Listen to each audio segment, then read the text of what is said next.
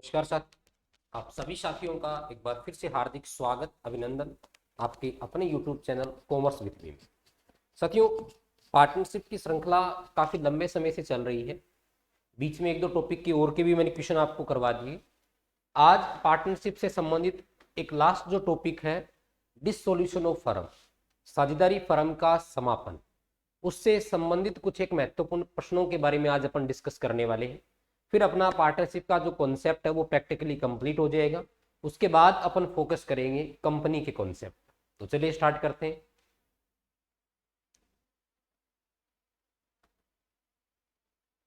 देखिएगा, पहला प्रश्न आप सभी साथियों को नजर आ रहा होगा। फर्म के समापन से संबंधित धारा कौन सी है? फर्म के डिसोल्यूशन से संबंधित सेक्शन कौन सा है? सेक्शन 39, 37, 38, 40। ध्यान रखिएगा, इससे संबंधित सेक्शन 39 है। क्लियर? नेक्स्ट प्रश्न की ओर मैं बढ़ूं। प्रश्न संख्या 2 आपको नजर आ रहा होगा। अनिवार्य समापन की परिस्थिति कौन सी है? फर्म का किस स्थिति में अनिवार्य रूप से समापन हो जाता है? कोई ऑप्शन फर्म के साझेदारों के पास नहीं बचते हैं। वो कौन सी सिचुएशन निम्न ऑप्शंस में से आपकी हो सकती है? ऑप्शन नंबर 1, जब फर्म का व्यापार क्या हो? अवैध हो, इलीगल बिजनेस हो, जब किसी शत्रु राष्ट्र का नागरिक सदस्य बन जाए, सदस्य संख्या के संदर्भ की बात हो, यानी सदस्य संख्या 2 से कम व 50 से क्या हो? ज्यादा हो। ये सभी वो कारण है जिसमें हर हाल में फर्म का एंड करना ही करना पड़ता है। इसलिए इस रीजन से ये सारे पॉइंट्स अनिवार्य समापन के संदर्भ में सही है। ऑप्शन हो जाएगा ऑप्शन नंबर डी, इस प्रश्न का सही उत्तर हो जाएगा। नेक्स्ट प्रश्न संख्या 3 की ओर मैं बढ़ूं। साझेदार के दुराचार से समापन किस प्रकार के समापन की स्थिति में आता है? पार्टनर कोई ऐसा फ्रॉड कर दे, पार्टनर कोई ऐसी सिचुएशन क्रिएट कर दे जिस स्थिति में फर्म का समापन करना ही पड़ता है, वो किस प्रकार के समापन के दायरे में आता है? क्या वो अनिवार्य समापन की स्थिति में आता है? क्या वो न्यायालय द्वारा समापन की स्थिति में आता है, विशेष स्थिति में आता है, या सभी स्थिति में आता है? कई बार ऐसा होता है कि कोई एक सदस्य, एक पार्टनर कोई ऐसा व्यवहार कर देता है, ऐसा बिजनेस कर लेता है, या ऐसी कोई एक्टिविटी कर लेता है जिसके आपके पूरे फर्म के बिजनेस को उससे इफेक्ट होना पड़ता है, प्रभावित होना पड़ता है। ऐसी स्थिति में फिर आप कोर्ट जाते हो, कोर्ट डिसीजन देता है फर्म के एंडिंग का, समापन का। तो इस प्रकार का समापन कौन सा समापन कहलाएगा साथियों? इस प्रकार का जो समापन है, इस प्रकार का जो समापन है वो न्यायालय द्वारा समापन की श्रेणी में आएगा। नेक्स्ट प्रश्न की ओर अपन डिस्कस करते हैं। प्रश्न संख्या 4, व्यापार चालू रह सकता है, कौन सी परिस्थिति निम्न में से है जिसमें व्यापार चालू रह सकता है? ऑप्शन नंबर 1, साझेदारी के समापन पर, फर्म के समापन पर, दोनों के समापन पर, या कोई नहीं। बिजनेस तब चालू रह सकता है जब साझेदारों के मध्य समझौता खत्म हो जाए, लेकिन साझेदारी फर्म समाप्त नहीं हो। जी हाँ, मेरा कहने का मतलब है, अगर पार्टनरशिप चालू रहे लेकिन सॉरी, पार्टनरशिप एंड हो जाए लेकिन फर्म चालू रहे, ऐसी सिचुएशन को अपन ढूंढते हैं। तो जब फर्म का समापन हो जाता है तब तो सारी एक्टिविटीज अपने आप ही समाप्त हो जाती है, यानी साझेदारी का समापन होने की स्थिति में व्यापार चालू रहता है। ऑप्शन नंबर 1 इस प्रश्न का सही उत्तर माना जाएगा। प्रश्न संख्या 5, फर्म के समापन पर किस खाते का निर्माण किया जाता है? जब फर्म एंड होता है, सब कुछ आप निपटान सब चीजों का कर रहे हो, तो कौन सा खाता क्रिएट किया जाता है? प्रश्न अपन से ये पूछा जा रहा है। पहला, पुनर्मूल्यांकन खाता, दूसरा वसूली खाता, तीसरा लाभ हानि विनियोजन खाता, चौथा लाभ हानि समायोजन खाता। तो रीवैल्यूएशन अकाउंट और P and L appropriation account, ये तो पार्टनरशिप बनाते हैं तब खुलता है। ये संपत्ति और दायित्वों का पुनर्मूल्यांकन पर खुलता है, और इसी का दूसरा नाम ये खाता है। तो फर्म के समापन पर रियलाइजेशन अकाउंट यानी वसूली खाते का निर्माण किया जाता है। ऑप्शन बी इस प्रश्न का सही उत्तर हो जाएगा। ऑप्शन बी इस प्रश्न का सही उत्तर हो जाएगा।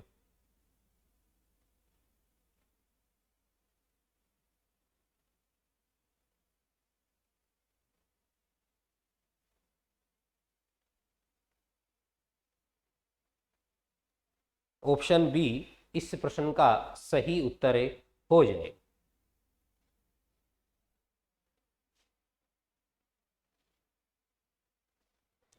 नेक्स्ट प्रश्न संख्या 6, वसूली खाते की प्रकृति क्या है? वसूली खाते की प्रकृति क्या होती है? क्या वसूली खाता नाम मात्र प्रकृति का होता है? क्या वसूली खाता वास्तविक प्रकृति का होता है, व्यक्तिगत प्रकृति का होता है, या सभी नेचर के हैं? तो ध्यान रखिएगा, वसूली खाता भी लाभ हानि को बताता है। ऑप्शन नंबर 1 इसका सही आंसर हो जाएगा। फर्म के समापन पर संपत्तियों के विक्रय पर किस खाते को जमा किया जाता है? देखिएगा, जब फर्म की एंडिंग होती है, फर्म का समापन होता है, ऐसी स्थिति में फर्म की सारी संपत्ति और सारे दायित्वों को अपन रियलाइजेशन अकाउंट में ट्रांसफर कर देते हैं। उसी खाते से फिर संपत्तियों को बेचा जाता है और जो प्राप्ति होती है उससे दायित्वों का क्या किया जाता है? भुगतान किया जाता है। तो प्रश्न हमसे क्या पूछा गया है?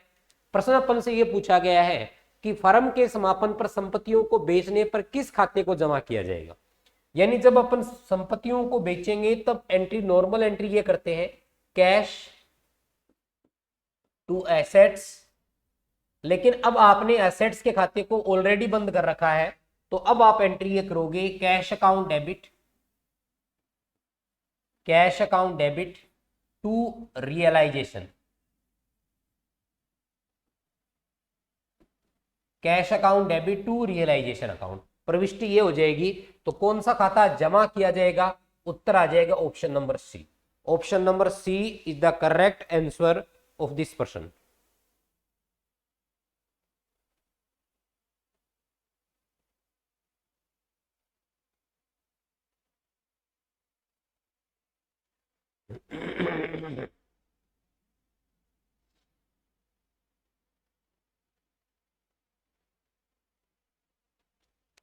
क्लियर?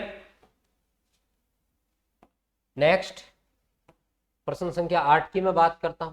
फर्म द्वारा दायित्वों के भुगतान में सर्वप्रथम किसे प्राथमिकता दी जाती है? जब भी फर्म दायित्वों का भुगतान करेगी तो सबसे पहले प्राथमिकता किसे की दी जाएगी? प्रश्न ये पूछा गया है। तो जब दायित्वों का भुगतान करना हो, ऐसी स्थिति में कर्म पूर्ण तरीके से सेट है, उसी क्रम में हमें भुगतान करना पड़ेगा। सबसे पहले भुगतान करना पड़ेगा बाह्य सुरक्षित ऋणों का, फिर बाह्य असुरक्षित ऋणों का, फिर अपन भुगतान करेंगे साझेदार के ऋणों का, और लास्ट में किसका भुगतान होता है? पूंजी का। ये क्रम फिक्स है, इसी क्रम में भुगतान करना पड़ेगा। तो सबसे पहले भुगतान करते हैं बाह्य सुरक्षित ऋणों का, बाह्य सुरक्षित ऋणों का भुगतान करेंगे। प्रश्न संख्या 9, 6,000 रुपए के पुस्तक मूल्य का भुगतान 4,000 रुपए पर करने पर अंतर की राशि किस खाते में जमा की जाएगी? 6,000 रुपए के बदले में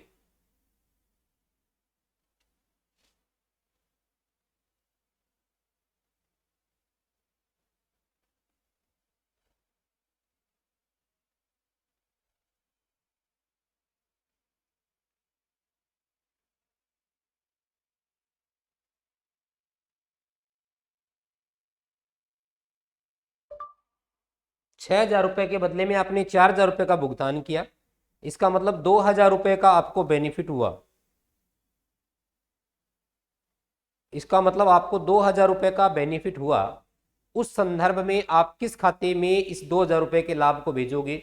प्रश्न ये पूछा गया है। तो सारे प्रकार के लाभ और सभी प्रकार की हानियां, सभी प्रकार के लाभ और सभी प्रकार की हानियां किस खाते में ट्रांसफर की जाएगी? प्रश्न आपसे ये पूछा गया है। तो ध्यान रखिएगा, सभी प्रकार के लाभ और हानि हम वसूली खाते में ट्रांसफर करते हैं। ऑप्शन 1 इसका सही उत्तर हो जाएगा। ऑप्शन 1 इसका सही उत्तर हो जाएगा।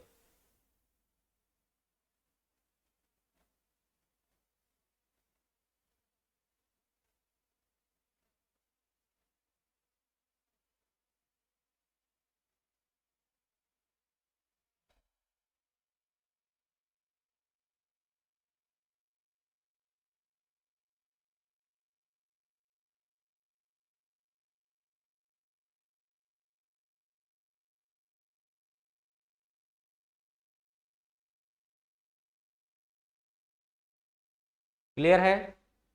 नेक्स्ट प्रश्न की ओर बढ़ते हैं। प्रश्न संख्या 10, किस मद को वसूली खाते में हस्तांतरित नहीं किया जाता? यानी कुछ ऐसी मदें होती हैं जिन्हें डायरेक्ट पार्टनर्स के खाते में एडजस्ट करते हैं, वो कौन सी मदें हैं? प्रश्न आपसे ये पूछ रहा है। बाहरी ऋण, ये तो बिल्कुल जाएगा। आउटसाइडर जो लाइबिलिटीज है, जो लोन है, उनको ट्रांसफर करेंगे। साझेदार की पत्नी का जो ऋण है, पार्टनर की पत्नी का जो लोन है, अमूमन वो भी जाता है, तो ये भी ट्रांसफर करेंगे। दायित्व श्योर जाएंगे। लाभ हानि खाते का कोई नाम शेष है, इसका मतलब हमारे लिए वो हानि है, इसे अपन डायरेक्ट पार्टनर्स में डिवाइड करेंगे, तो सही उत्तर ऑप्शन नंबर 4 हो जाएगा।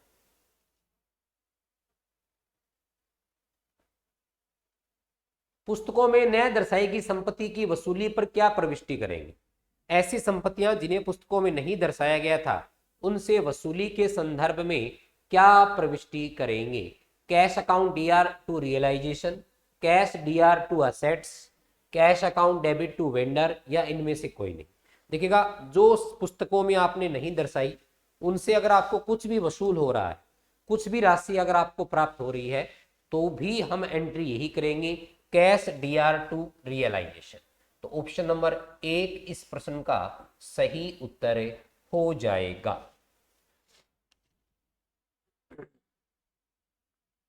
प्रश्न संख्या 12, गलत कथन का चयन आपको करना है।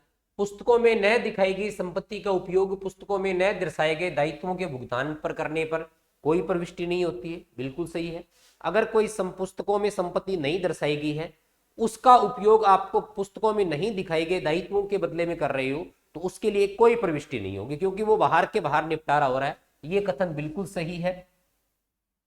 सेकंड बात, पुस्तकों में दिखाए गए संपत्ति का पुस्तकों में दिखाए गए दायित्वों के भुगतान में सीधे उपयोग में करने पर नो एंट्री, ये भी बात सही है। डायरेक्ट आप असेट्स को लायबिलिटी से एडजस्ट कर रहे हो बाहर के बाहर, उसकी भी कोई प्रविष्टि नहीं होगी।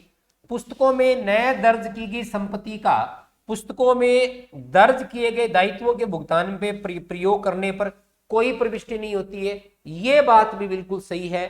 तीनों कथन बिल्कुल सही है। ऑप्शन नंबर डी में ढूंढ रहा हूं, कोई कथन गलत नहीं है, ऑप्शन ये सही हो जाएगा। ध्यान रखना, अगर कोई संपत्ति और दायित्व दोनों ही पुस्तकों में नहीं दिखाए गए, बाहर का बाहर निपटारा हो रहा है, तो भी कोई प्रविष्टि नहीं होगी।